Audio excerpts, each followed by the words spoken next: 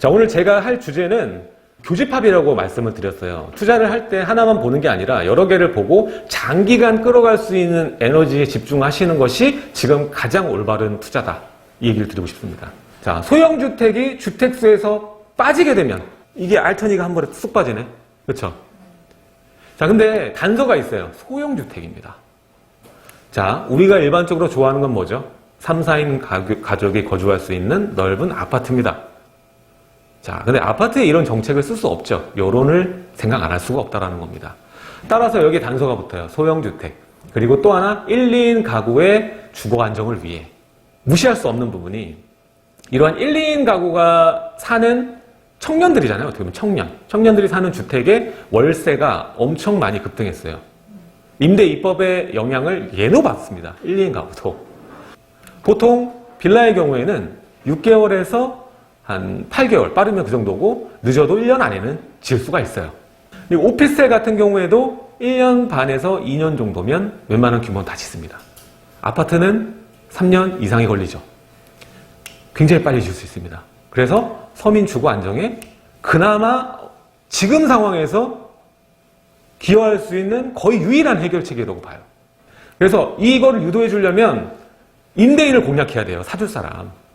그래서 이게 빠질 확률이 전 높아 보입니다. 내지는 혜택을 주겠죠. 혜택은 전 거의 확실하게 줄 거라고 봐요. 자, 그렇게 되면 아직 오지 않은 현실이기 때문에 여기에 모멘텀에 맞춰서 분명히 빠지게 되면 가치가 오르겠죠. 그럼 가치 상승에 대해서 가격도 따라 올라갑니다. 그러면 그 모멘텀을 가져올 수 있는 부동산은 소형주택이겠죠? 그럼 우리가 봐야 될 소형주택은 뭔가? 그리고 이렇게 가격이 오른, 우리가 좋아하는 글자죠. 폭등. 이렇게 접점을 잡을 수 있는 그러한 소형 부동산은 뭘까? 투자 전략을 잡아보자 이거예요. 그냥 하면 안 된다. 저는 그렇게 생각합니다. 자, 지금 현재 상황을 곱씹어 볼게요. 이게 왜 나오는지. 자, 일단은 우리는 매매 시장하고 임차 시장이 있어요. 임차 시장을 못 잡으면 이거를 못 잡는 거예요. 자, 그래서 당장 시장 안정화를 위한 정책이 필요한 겁니다. 공급을 맞춰주지 못하니까. 자, 입주 물량의 한계로 인해서 빠른 안정화 기대가 어렵습니다. 아까 말했던 이 물리적인 게 어렵다는 거죠. 자, 그래서 지금 상황에서 이것을 안정시키는 데 도움을 줄 수 있는 것은 임차 시장을 먼저 잡아야만 거주비 인플레이션 속도를 제어할 수 있습니다. 자, 근데 중요한 건 뭐냐? 지금 아파트로 들어오자고요. 소형주택 오늘의 주제 말고. 근데 아파트는 이런 임차가를 먼저 잡아야 되는 건 알겠지만 이거를 속도 제어하기가 굉장히 어려워요. 그리고 연달아서 우리가 보자면 자, 임차 안정이 오는 자리는 어디냐?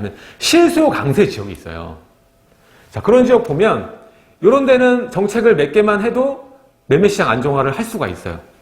근데 지금 임차 시장은 실수요 강세 지역은 이렇게 뭐 안정화 시키면서 매매 안정화를 어느 정도 기대할 수 있지만 모든 지역의 매매 시장까지 지금 상황에서 잡기는 어렵습니다. 왜? 입주 물량이 안 되니까. 그걸 알아야 돼요. 입주 물량이 없으면 입주 물량 없이 정책만으로는 시장을 제어하기 어렵다. 자, 그래서 결국 매매 시장은 서울 도심의 공급 활성화가 답입니다. 자, 다주택자가 양도하면 또 어떻게 될까요? 다시 부동산을 봐요. 습성이에요, 습성. 자, 그래서 이 사람이 양도하면 그 잡은 다시 부동산 들어옵니다. 근데 이 사람들이 좋아하는 건 뭐냐? 비주택보다 일단 주택을 선호해요. 사람 모두 다 그래요. 지금 돈 있으면은 가장 먼저 여러분들 사고 싶은 게 아파트일 거예요. 그래서 지금 얘기 나왔던 게 똘똘한 한 채예요. 근데 다주택자 양도세 중과 유예하면 이 사람들이 다 하나씩 두 개씩 팔면서 똘똘한 한 채 살 수 있을까? 그건 전 어렵다고 봐요. 왜? 이게 차익이 생각보다 지금 커요, 다들. 그래서 보통은 자, 관망하면서 움직이지 못하는 수요가 대부분일 거라고 봐요. 초반에는. 자, 결론으로 나오는 매물 중 이 저가 매물들만 좀 나올 거다. 한 사이클 돌 때, 1년의 사이클 돌 때는. 자, 그리고 그나마 이 중에서 좋은 매물을 차지하기 위해서는, 보기 위해서는 누구한테 나오는 물건을 봐야 되냐? 2주택자 매물을 봐야 돼요. 왜? 2주택자는 12% 안 때려 맞잖아요. 8%잖아요. 그리고 본인이 양도하면 바로 무슨 효과를 봐요? 이번 한 해 동안은 보유세가 확 낮아져. 그쵸? 보유세가 2주택만 가도 중과세를 붙잖아요. 근데 이게 없어지잖아. 그리고 하나로 되면서 세금이 쫙 낮아진다니까? 그래서 이 친구들은 똘똘한 채로 내가 바꿔볼까 생각을 할 수가 있어요.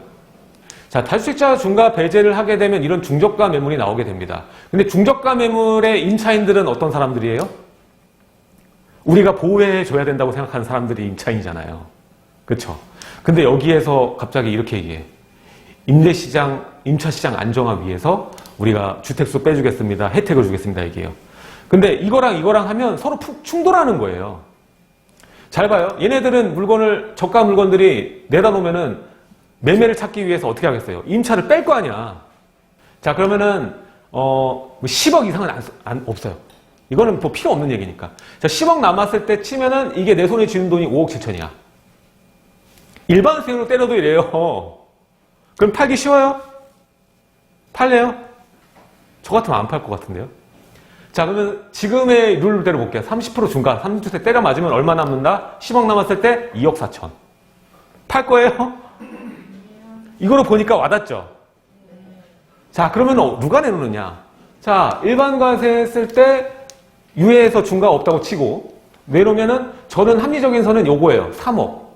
3억이니까 2억이 남네. 이 정도면 내가 육참골단 좀 할 수 있을 것 같기도 해.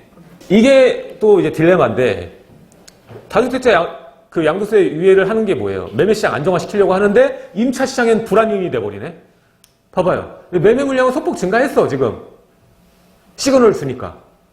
도봉 이만큼 올라오잖아요. 근데 밑에 거 뭐예요? 전월세 매물이에요. 훨씬 많이 줄어들죠. 14%, 12% 줄어듭니다. 이렇게 되고 여기에 또 같이 플러스 되는 게 뭐예요? 곧 다가올 임대 3법 8월. 자, 입주 물량을 늘리는 게 답이에요, 지금은. 근데 요것도 쉽지 않은 게 있어. 분양가 상한제랑 초과이익 관수제예요. 제초안. 그리고 중요한 건 뭐야? 당장 새 정부 와서 없애지 못해요, 이거를.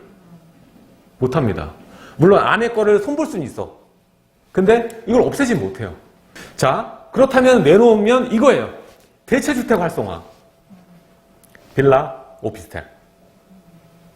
그리고 제가 작년에 오피스텔 청라 이런 데 4억 할 때부터 얘기했어요. 지금은 이제 8억이야. 예? 그때 못 느끼겠어요. 제가 오피스텔 얘기했던 전에 송도에 분양할 때가 3억 5천 이게 있었던 때야. 임대인들을 위한 활성화도 있을 거예요. 여기는 임대사업자를 내시면 싸게 5%로 공급하시면 종부세 합산 안 해줄게요. 양도세 중과 배제해줄게요. 자, 결국 이거는 사실 오지 않은 미래예요. 소형주택을 주택수에서 빼는 거는 어려울 수 있어요. 하지만 저는 이거를 빼는데 좀 무게를 두고 있어요. 자, 그래서 나온 것들이 뭐냐. 60제곱미터 이하의 도시생활주택, 도생, 다세대, 빌라. 자, 그래서 요런 게까지 정책이 나와요. 그래서 얼마 전에 제가 얘기했던 건데 뭐 청량리 쪽에 또 도생 나오고 요즘에 도생들도 많이 나와요. 도시생활주택도 나오는 게 도시생활주택은 서비스 면적을 넣을 수가 있어. 그러니까 여러분들이 하나도 놓치지 말고 시장에 조금 집중해서 보셔야 돼요. 여기 저의 카톡방에 있으신 분들이 대다수일 텐데 거기 중간중간 올리잖아요. 뭔가 현장들. 그런 것들 중에서 입맛에 맞는 거 사두시면 그것도 돈 됩니다. 자, 그래서 이런 부분들이 그나마 확률이 있는 거다. 그럼 우리는 이 조건에 있는 거를 사두면 이렇게 될 수도 있다. 이렇게 보는 거예요. 임차인들 뿐만 아니라 임대인도 이제 이점이 되는 거예요. 이제 소형주택이 주택수에서 빠지면 임차시장 안정화가 되겠죠. 이게 많이 사주니까, 임대인들이. 혜택이 있으니까. 주택수 빼주면은 여러 가지 혜택들이 있으니까요. 자, 여기서 뭐 아파트를 60제곱 이하면은 뭐 등록하게 해준다느니 뭐 이런 얘기들이 있는데 그거는 사실 국회 통과를 해야 되는 부분이니까 그것도 어려운 부분이고요. 여기 지금 얘기하는 건 좀 사실 지금 당장은 어려운 거예요. 근데 혜택 부분은 바로도 가능합니다. 자, 주택수에서 빠지면 그럼 무슨 일이 벌어질까? 만세 불러야 돼요. 만세 삼창. 예. 진짜 그때가 광복절입니다. 여러분들. 투자자한테는. 자, 취득세 중과 피합니다. 예. 12% 안 맞아도 돼요. 자, 두 번째. 보유세 합산 배제로 부담이 크게 늘어간다. 내가 주택 하나만 있으신 분들은 여러 개를 사도 되는 거예요. 10주택, 100주택자도 돼도 되는 거예요. 자, 양도세 중과 안 됩니다. 투자 수익성이 높아집니다. 다 이제 일반 세율인 거야. 내가 사는 거는. 안 하면 바보. 예. 그때 우리 그랬잖아. 임대사업자 처음 김현미 장관이 나올 때 이제 집은 좀 파시라. 임대사업자 등록하시라. 그때 등록 그때 안 하신 분들은 어떻게 됐어요? 이렇게 됐잖아. 예. 이게 이런 혜택이 있는데 이거 안 하면 바보지. 자, 이러면 어떻게 될까? 빠지게 되면 시장이 어떻게 돌아갈까? 소형주택에 대한 투자 수요는 당연히 늘어납니다. 저는 그냥 쓸어 담을 거예요. 네? 그냥 별로 생각 안 하고. 몇 년간의 그 실수요 장세에 눌렸던, 지금 실수요 장세만 있다 보니까 추세가 어떻게 됐어요? 중형과 대형의 가격이 높아져 있어요. 자, 지금 중요한 점은 뭐냐? 아까도 말했지만 아파트 등록 여부도 불투명해요. 국회 통과해야 되고요. 제가 봤을 때 아파트 등록을 빼주는 게 여야 합치가 이루어지려면 60제곱미터가 아니라 아파트는 좀 더 줄여야 돼. 아파트는 40제곱. 뭐 이런 식으로. 자, 그리고 아까도 말했지만 대체주택에 대한 메리트를 좀 많이 줘야 많이 짓고 많이 살 거 아니에요. 그렇게 해야 아파트 수요를 좀 줄일 수 있다. 그래서 이미 하고 있죠. 이번에 이게 아파트 공급이 어려우니까 뭐 국토부 장관이 그때도 얘기했지만 오피스텔 난방, 바닥 난방 규제 완화했죠? 이게 120까지 넓어지면 그게 이제 30평대 되는 거예요. 자, 그래서 이 정책들, 이 소형주택에 대한 여러 가지 앞으로 파도의 방향, 여기에 내가 할 수 있는 최선의 투자 전략은 어떻게 잡아야 될까? 지금 이 말씀드린 세제에서 가장 큰 수혜는 누가 말해도 빌라와 오피스텔이 주게 됩니다. 그래서 여러분들이 지금까지 빌라 오피스텔에 대해 관심이 없었다면 지금부터 가져야 돼요. 남들이 갖기 전에. 지금 치수세 중과를 효과적으로 피할 수 있는 사람들. 1주택자, 무주택자. 다주택자는 지금 어렵습니다. 이 사람들은 나중에 이게 빠져야지만 들어올 수 있는 사람들. 그럼 어떻게 보면 기회를 지금 적지하게 살 수 있는 분들은 뭐 지금도 임대사업자의 취득세 감면 혜택을 받을 수 있는 게 있어요. 신규 분양인 경우. 그거 외에는 다주택자는 들어오기 어렵습니다. 주택임대사업자 혜택 부활이 가능합니다. 종부세 합산, 양도세 중과 배제. 근데 취득세 지금 8% 11%를 완화하는 거는 어려워요.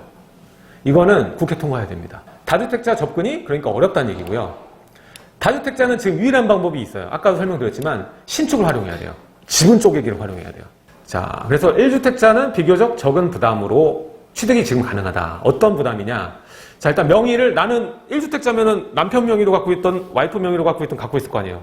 그럼 하나의 명의를 이용하면 종부세 부담 낮출 수 있어요. 임대사업자를 활용할 수도 있어요. 아까 말했지만 취득세도 또 아낄 수 있고 임대사업자를 하면 혜택이 있어. 공시가격과 매매가가 좀 낮고 내 투자금이 적게 들어가며 잠재력이 높은 빌라 혹은 오피스텔을 사시는 것이 최선의 전략입니다. 자, 1주택자한테 지금 가장 큰 고민은 이거죠. 주택수를 늘리면 보유세가 늘어나네. 그리고 비과세를 내가 못 받는데 일시적 2주택 활용 갈아타기 이것도 계속 고민하죠. 또 하나 있어요. 이제 대출 규제가 있기 때문에 갈아탈 자본도 부족해. 이럴 땐 아싸리 비과세를 좀 밀어두는 것도 좋아요.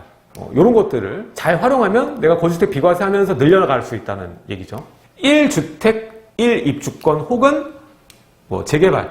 예. 이것도 입주권도 재개발이잖아요. 그러니까 초기 재개발. 이게 아까 말했던 거주주택 비과세 쓰면서 기준시가 60 내려오고 이렇게 되려면 서울에는 이거밖에 없어요. 요거로 하는 것이 이상적인 투자 전략이다. 자, 지금 상황은 다주택자가 쉽게 못 들어오는 상황이기 때문에 미리 진입하는 것이 좋고 다주택자도 뭐 방법이 없느냐? 그건 아니에요. 아까 말했지만 신규 분양, 임대사업자 활용하면 85% 감면, 그 적극적으로 활용하면 됩니다. 차후에 임대사업자 혜택이 들어오게 되면 가격은 미친 듯이 오르기 시작할 거예요. 주택수 제외 확정되면 이거는 뭐 아까 말했지 광복절 왔다고 얘기 드렸고요. 자, 그렇다면 우리가 이걸 맞춰서 어디를 투자해야 되느냐 보면 전 이렇게 얘기해요. 서울이나 수도권의 핵심 입지여야 됩니다. 전세가가 탄탄하게 올라갈 수 있는 자리여야 돼요. 내 투자금이 팔지 않아도 회수될 수 있는 자리. 제가 제일 좋아하는 말입니다. 내가 안 팔아도 투자금이 회수될 수 있는 자리. 혹은 재개발. 근데 재개발 중에서도 이런 자리가 있죠. 이거 두 개가 교집합되면은 엑설런트. 제일 좋아요. 제일 좋은 건 투자금이 제일 낮은 거 하면 되는 거예요. 그럼 수익률은 알아서 커질 테니까. 근데 이게 지금 5월 전이잖아요. 4월이잖아요. 최대한 빨리 좋을 거예요. 지금이 어떻게 보면 제일 빠른 시기예요. 항상 얘기 드리지만. 자, 빌라 투자의 타이밍이라고 얘기 드리면 혜택이 다 생기고 광복절이 오고 난 후면 여러분들 늦을 수가 있습니다. 그때 되면은 이미 뭐 난리가 날 거예요. 여러분들이 약간 뜨기 전에 직전에 있는 지역을 사본 경험이 있거나 놓친 경험이 있으면 어떤 지역에 폭풍이 지나갈 때 어떤 느낌인지 알 거예요. 자, 그러니까 여러분들은 이런 컨셉의 그 전략을 삼아가지고 앞으로 후행적으로 올 수 있는 게 뭔가를 자세히 알고 있고, 그 다음에 내가 먼저 해놓고 이것들이 들어오면 좀 올라갈 수 있는 모멘텀을 가진 자리를 잘 찾아내는 게 중요하다. 이 얘기를 오늘 드린 겁니다. 오늘 자료는 적으실 필요는 없어. 지금 잘 보이지도 않잖아요. PPT를 제가 카톡방에 올려드릴 거야. 오늘 오신 분은 문자로 링크를 드릴 거예요. 그럼 문자 링크로 들어오시면 되고, 2부에 또 투자 관련해서 한 3-4군데 물건 자리를 보여드릴 거고, 실제 투자도 가능한 자리들이에요.